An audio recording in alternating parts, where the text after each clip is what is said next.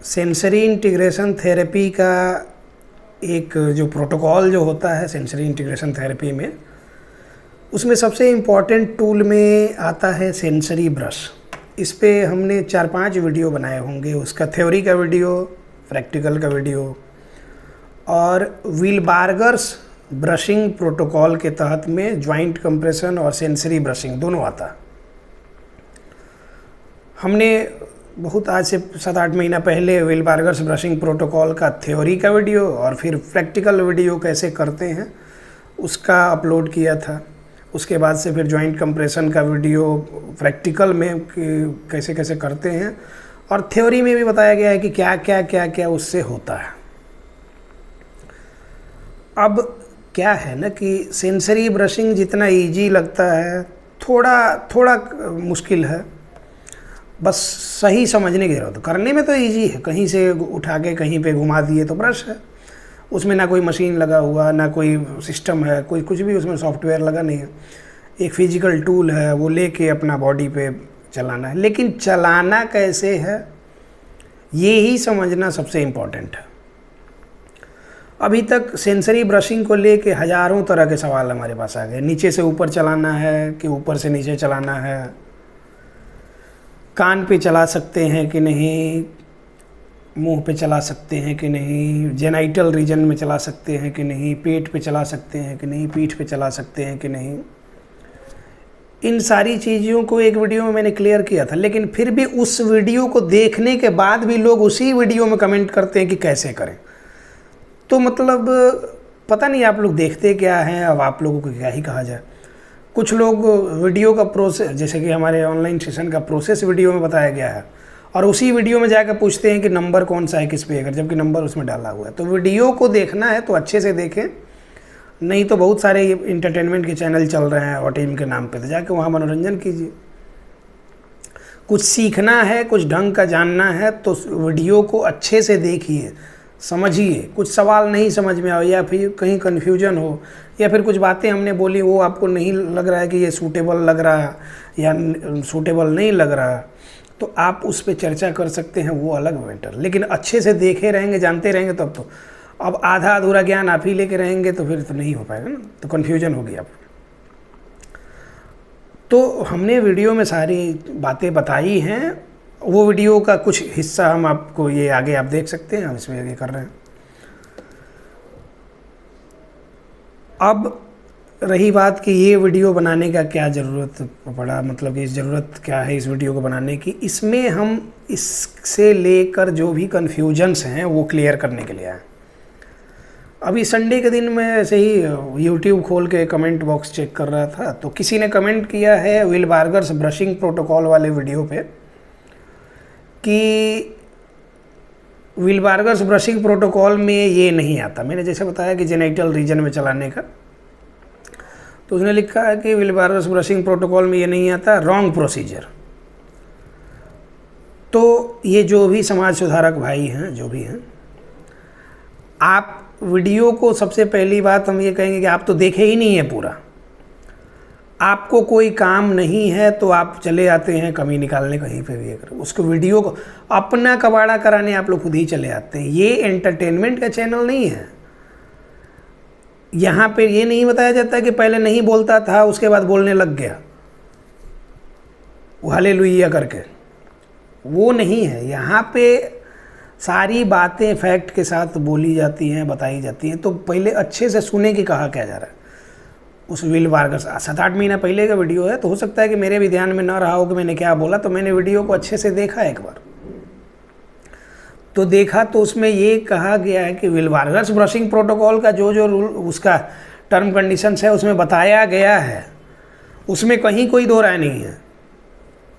साथ ही साथ उसमें ऐड क्या किया गया है कि हमने अपने प्रैक्टिकल एक्सपीरियंस के आधार पे ये देखा है कि इस ब्रश को सेंसिटिव, जो ज़्यादा sensitive, over sensitive regions body में जो भी होते हैं, जैसे आर्मपिट का रीजन है, जेनाइटल रीजन है, इन सब जगहों में भी हमने अप्लाई किया है। हम उस प्रोटोकॉल से थोड़ा सा अलग जाके किए हैं और उससे बच्चों में इम्प्रूवमेंट हुई है। उसी बात को उसमें कहा गया है।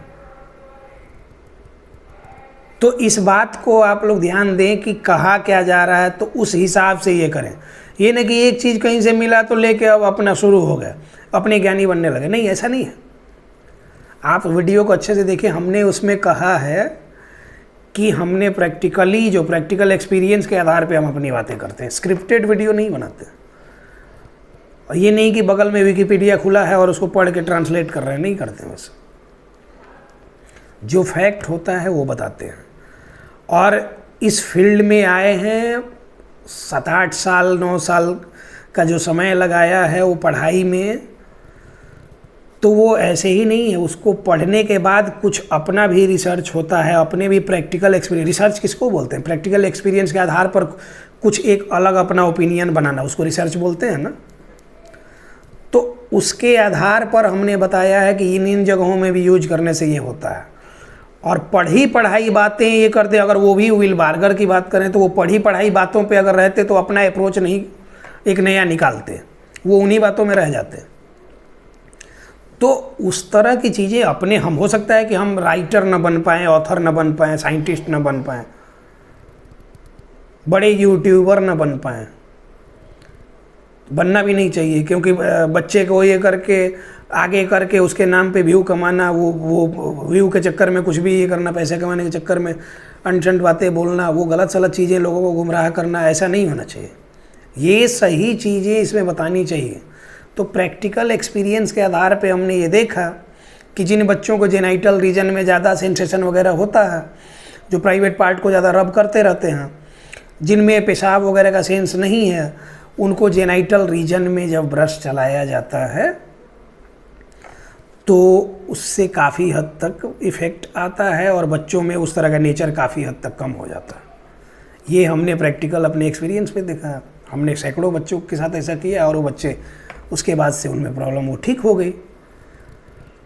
तो ये प्रैक्टिकल, हम वही कही बातों को लेके नहीं चलते। हाँ, उनका जो प्रोटोकॉल है उसको हमने बताया है कि ये प्रोटोकॉल है, लेकिन इसके अलावा भी जो क्या क्या चीज़ें उसमें ऐड करनी चाहिए वो भी करना है, और वो करने से इफेक्ट आता है। तो आपको क्या प्रॉब्लम है उससे? अच्छा, एरोप्लेन मतलब हवाई जहाज होता है, तो उसको हम एयरप्लेन क्यों नहीं बोल सकते? एयरप्लेन भी बोला जाता है। तो आपको, अब प्रॉब्लम आपकी ये है कि आपको सिर्फ एरोप्लेन पता है, एयरप्लेन आपको पता ही नहीं। तो आप, हम एयरप्लेन लिख देंगे तो आप कहेंगे गलत है। तो फिर ये क्या है ना कि आप थोड़ा अपने समझ का, अपने नॉलेज का दायरा आप बढ़ाइए। चीज़ें हैं, ये नहीं है कि किसी बात पे ये नहीं किया जा सकता है, उस पर डिस्कशन किया जा सकता है, लेकिन जेन्युइन बात पे, बिना वीडियो को देखे अननेसेसरी कुछ भी अनर्गल यहाँ पे ये नहीं करना। तो इस तरह से लोग गुमराह होते हैं। आप भी गुमराह हैं और लोगों को गुमराह करेंगे, तो उससे प्रॉब्लम होती है लोगों को। डायरेक्ट जेनाइटल रीजन पे कभी भी ये करा गया है कि उसको करने का प्रोसीजर होना चाहिए। आपको पता है ही नहीं कि ब्रश करते हैं। बहुत सारे लोग ऐसे लगते हैं कि जैसे घोड़े को ब्रश से किया जाता है, रगड़ा जाता है पूरा, उसका घोड़े का बाल पूरा ये किया जाता है ना, पूरा पीठ रगड़ा जाता है। तो वैसे नहीं करना था ब्रशिंग करने का। इसलिए तो बोलते हैं ना कि ब्रशिंग का भी एक सही प्रोटोकॉल प्रोसीजर होता है। वो जानेंगे तब तो पता होगा कि कैसे करना है ब्रशिंग। ऊपर से नीचे की तरफ ब्रशिंग करना होता है। बहुत सारे लोगों ने बोला कि हमारे ये ने तो बताया कि नीचे से ऊपर की तरफ करना होता है।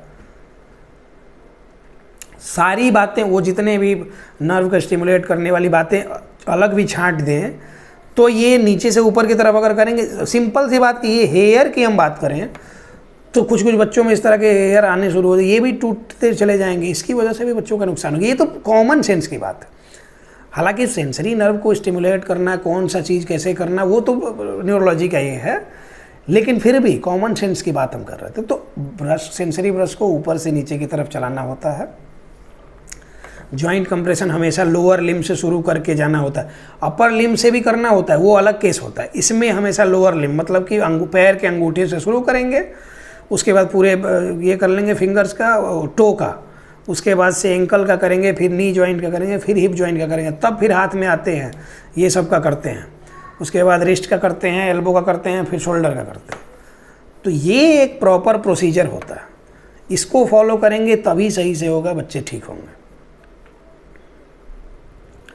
अब रही बात कि सेंसरी ब्रश में भी यूज करने का अलग अलग तरह का ये होता है।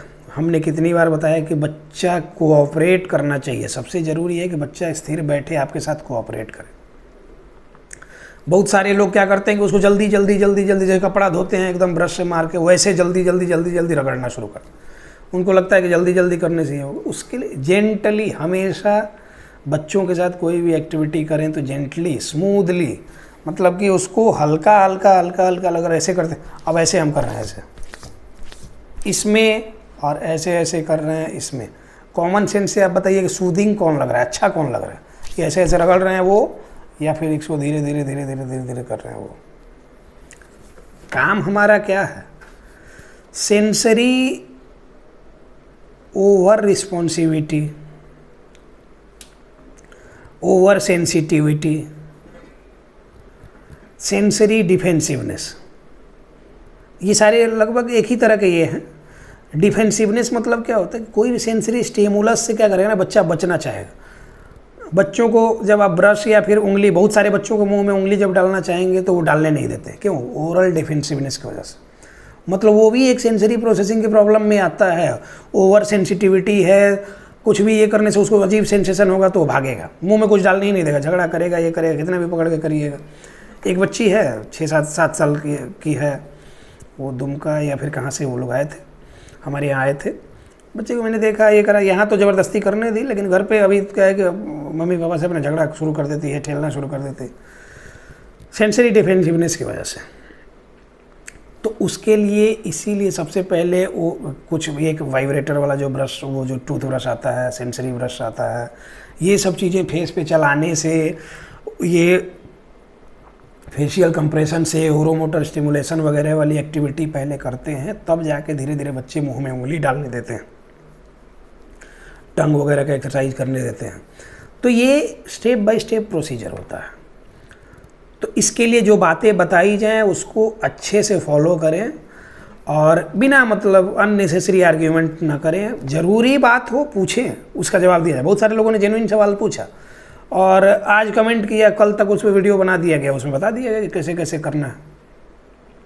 क्योंकि सवाल जेन्युइन होता है, लगता है कि आदमी सीखना चाहता है, जानना चाहता है, अननेसेसरी बातें नहीं। तो इन सब बातों पे आप ध्यान देंगे ना तो आपके बच्चे ठीक होंगे। और जो भी बातें हम कहते हैं तो प्रैक्टिकल एक्सपीरियंस के आधार पे है उसमें, तो आप उस पर कुछ अपने बच्चे के बारे में पूछना है या फिर आपको हमारे ऑनलाइन सेशन में जुड़ना है तो आप हमारे ऑनलाइन सेशन में जुड़ जाएं। ऑनलाइन सेशन में जब आप जुड़ेंगे तो बहुत सारा कन्फ्यूजन आपका क्लियर हो जाएगा। बहुत सारे लोग गलत चीज़ को ही सही मान के बैठे हुए हैं। तो क्या है कि उनका एक्सपोजर ज़्यादा नहीं हुआ है। जब मैंने बोला ना कि आप सिर्फ एरोप्लेन आपको पता है, तो लगता है उसी का मतलब हवाई जहाज़ होता है, एयरप्लेन आपको पता ही नहीं, तब आप ये थोड़े कहेंगे कि वो गलत है। वो सही है। कैसे? जब आप उसका एक्सपोजर, आपका दायरा बढ़ेगा सोच का, थोड़ा ये का। तो इसीलिए हम कहते हैं कि जो लोग भी, जिनको नहीं समझ आ रहा, उनके बच्चे में इम्प्रूवमेंट नहीं हो रहे, अपने आप को ज्ञानी बन रहे हैं, उनको लग रहा है कि यूट्यूब देख के हम कर सकते हैं और बच्चे में इम्प्रूवमेंट हो ही नहीं रहे, फ्रस्ट्रेटेड हैं, तो उसमें क्या करें कि आप हमारे ऑनलाइन सेशन में जुड़ जाएं। बच्चे का पहले प्रॉपर असेसमेंट हो जाएगा। असेसमेंट के बाद, बच्चे के असेसमेंट के बाद आपको क्या क्या चीज़ें करनी है, जब ऑनलाइन सेशन में जुड़ेंगे तो प्रॉपर थेरेपी प्लान आपको दिया जाता है। प्रैक्टिकली सारी चीज़ें बताई समझाई जाती हैं ताकि आप उसको करें और अपने बच्चे को ठीक कर सकते हैं। तो जो लोग भी हमारे साथ जुड़ना चाहते हैं, आप हमारे नंबर पे मैसेज कर सकते हैं जो ऑफिशियल नंबर है, या फिर उस पर कॉल करके बात भी कर सकते हैं और प्रोसीजर जान के आप हमारे साथ जुड़ सकते हैं। देखिए, ऑटिज्म क्योरेबल है। डिपेंड करता है कि आप कितने सिंसियर हैं और कहाँ पे जाते हैं, बच्चे के लिए थेरेपी के लिए कहाँ जा रहे हैं, किन के पास जा रहे हैं, या फिर सिर्फ यूट्यूब थेरेपी सेंटर में ही रह के आप अपने बच्चे को ठीक करना चाहते हैं, तो ये आपकी बहुत बड़ी भूल है। Be aware, be positive, autism is curable. धन्यवाद।